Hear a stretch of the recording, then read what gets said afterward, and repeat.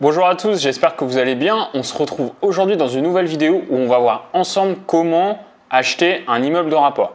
Alors je fais cette vidéo parce qu'on me pose souvent des questions sur les immeubles de rapport en me disant qu'en fait, bon voilà, on va commencer avec un petit appartement et on verra après dans 5 ans, dans 10 ans, dans 20 ans si on a les fonds nécessaires pour acheter un immeuble de rapport. Donc tout ça pour dire qu'en fait l'immeuble de rapport c'est un peu mystifié et on a un peu l'impression qu'il n'y a que des gros investisseurs qui détiennent des millions d'euros de patrimoine immobilier ou des promoteurs ou des marchands de biens qui peuvent faire l'acquisition d'immeubles de rapport. Aujourd'hui, on va voir au final qu'on se trompe un peu là-dessus et que certains immeubles de rapport sont accessibles à partir de 100 000 euros.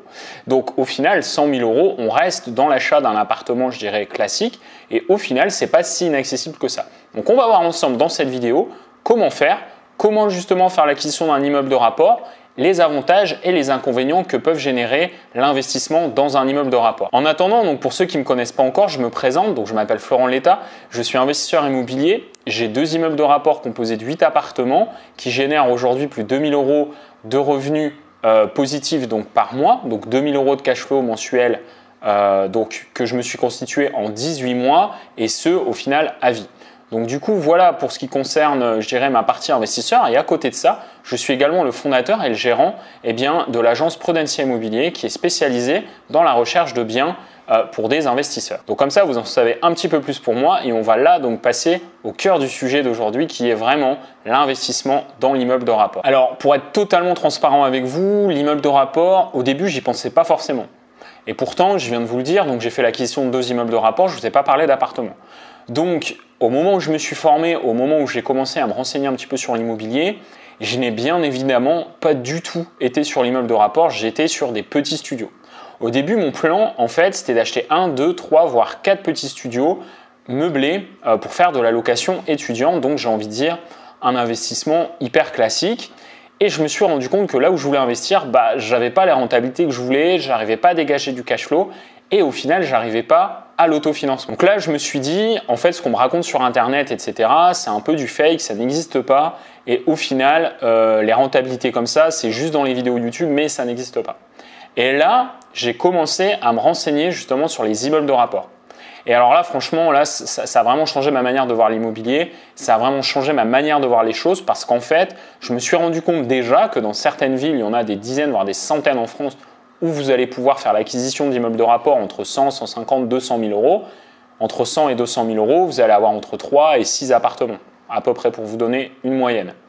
Et là, en fait, les rentabilités n'étaient pas du tout les mêmes. Alors déjà, concernant le prix, il faut savoir que vous allez avoir un prix moins élevé au mètre carré sur des immeubles que sur des appartements.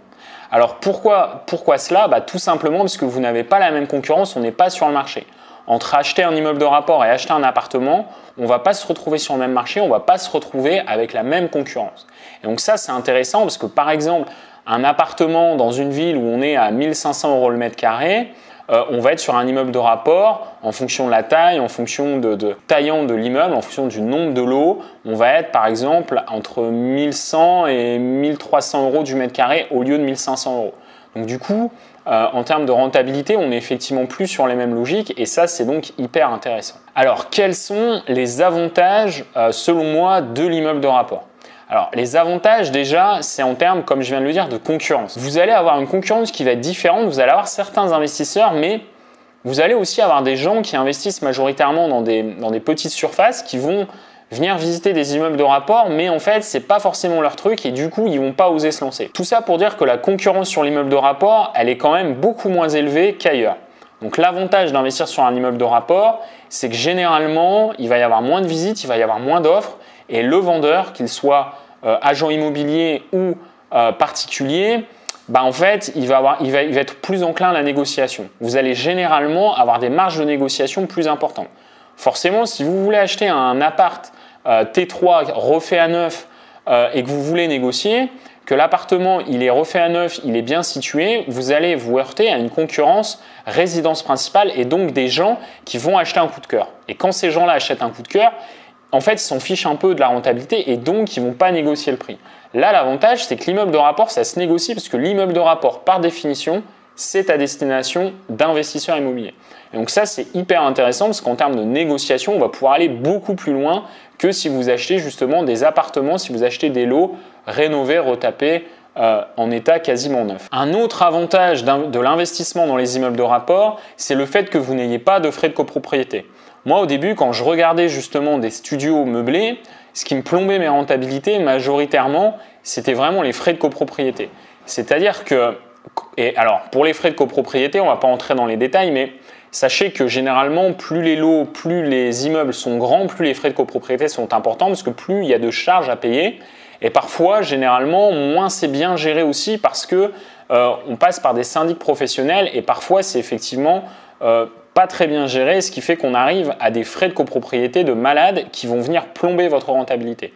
Et donc là, l'avantage justement de l'immeuble de rapport, c'est que vous n'avez pas de frais de copropriété puisque vous êtes vous-même propriétaire de l'immeuble. Donc c'est à vous de répartir sur vos différents locataires les frais, les charges de copropriété entre guillemets entre vos différents locataires. Donc ça, c'est vraiment un deuxième élément qui va vous permettre de booster votre rentabilité. En plus de la négociation, vous avez effectivement le fait de ne pas avoir de frais de copropriété. Un troisième avantage qui a pour moi été déterminant dans mon choix d'investir sur de l'immeuble de rapport, c'est la diversification des risques. Je m'explique. Si aujourd'hui vous achetez un appartement à 200 000 €, vous avez un locataire. S'il ne paye pas, vous avez 0 loyer et au final vous êtes un petit peu en difficulté pour rembourser votre prêt tous les mois. Aujourd'hui, si ces 200 000 € là, vous le mettez dans un immeuble de rapport avec 4 studios, au final, votre risque est réparti sur 4 locataires, 4 appartements.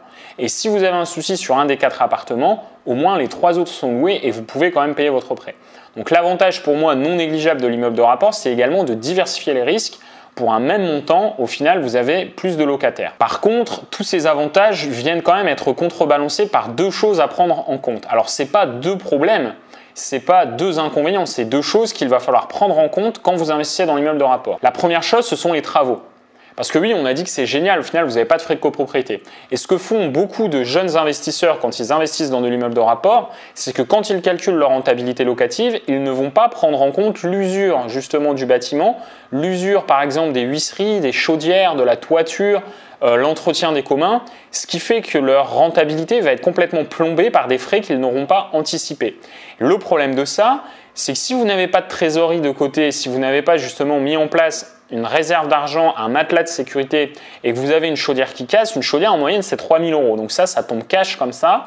Et finalement, si vous n'avez pas anticipé ça, que vous avez 3 000 € à sortir de votre poche, effectivement, ça fait bizarre. Une toiture, 100 mètres carrés, on est à peu près, donc un petit immeuble de 4-5 appartements, on va être à peu près à 10-15 000 € la toiture uniquement pour refaire les tuiles et l'étage. Donc, on se rend compte que ces grosses dépenses-là, qui sont prévues dans les charges de copropriété, les ravalements de façade également, si là, vous ne l'anticipez pas, si vous ne le budgétisez pas, si vous n'êtes pas en capacité d'avoir une gestion de réel chef d'entreprise pour anticiper ces problèmes-là, eh bien finalement, vous risquez effectivement de courir de gros risques parce qu'après, c'est l'escalade. Si vous avez une chaudière qui tombe en panne, vous n'avez pas les moyens de la remplacer, ça veut dire que le locataire, il va partir. Ou alors, il ne va pas payer son loyer parce qu'il n'a pas de chaudière. Et donc, derrière, vous n'avez plus de loyer. Donc, du coup, vous n'avez plus d'argent. Du coup, vous ne pouvez plus payer votre prêt. Et là, vous vous mettez effectivement dans une spirale négative.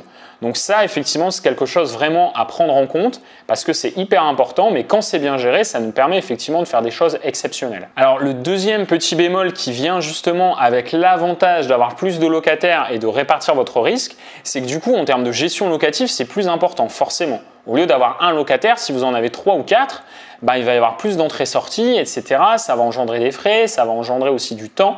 Et donc ça aussi, c'est quelque chose qu'il faut anticiper. Parce que si vous basez 100% de votre stratégie immobilière sur de l'immeuble de rapport, petit prix avec 3-4 locataires à chaque fois, du coup, ça risque d'être compliqué puisque vous allez acheter 2 immeubles, vous allez avoir tout de suite 8 locataires. Et après, effectivement, ça risque d'être compliqué pour investir. Et surtout, ça va vous demander beaucoup de temps et donc il va falloir voir soit pour déléguer justement cela, soit du coup pour l'anticiper. Par exemple, être à mi-temps dans votre boulot pour effectivement à mi-temps gérer votre parc immobilier. Moi, par exemple, aujourd'hui, j'ai 8 appartements. La gestion est déléguée, c'est-à-dire qu'on passe par des prestataires externes qui gèrent nos appartements simplement parce qu'aujourd'hui, ça me coûte plus cher de m'en occuper moi-même que de déléguer à certaines personnes la gestion de ces appartements parce que dans mon travail quotidien, au final, je suis mieux payé que si je m'occupais de mon parc immobilier. Après, la gestion et la délégation justement de la gestion locative, il faut également l'anticiper, il faut également avoir les contacts, etc. pour que ça se passe bien. Donc voilà pour cette vidéo du coup sur l'investissement dans les immeubles de rapport. Donc on a vu effectivement qu'il y avait quand même énormément d'avantages, mais par contre faites attention aux 2 points que je vous ai énumérés pour ne pas justement vous retrouver après dans une spirale négative où ça devient très compliqué. Donc tout ça, je le détaille notamment dans une conférence en ligne que je viens de mettre en place qui se trouve juste en dessous de cette vidéo. Vous n'avez donc qu'à regarder en dessous de la vidéo, vous avez un lien en fait qui vous permet de cliquer, de vous inscrire en fonction de vos disponibilités, en fonction de votre emploi du temps, à un webinaire qui se tiendra prochainement. Donc je vous invite à regarder en dessous de cette vidéo. Non seulement je reviendrai en détail sur ces techniques-là, mais en plus je vous expliquerai en détail comment en moins de 18 mois, j'ai réussi à générer plus de 2000 € par mois de bénéfices à vie, et ce, comme je viens de vous le dire, en moins de 18 mois. Alors c'est bien beau de vous dire que je l'ai fait, mais ce que je vous explique surtout dans cette conférence en ligne, c'est comment vous pouvez également mettre en place ce type de stratégie. Donc je vous donne rendez-vous en dessous. En attendant, si vous avez aimé cette vidéo, je vous invite à laisser un petit pouce et à vous abonner à la chaîne si vous ne l'avez pas encore fait. Je vous souhaite donc une bonne journée et je vous dis à très bientôt.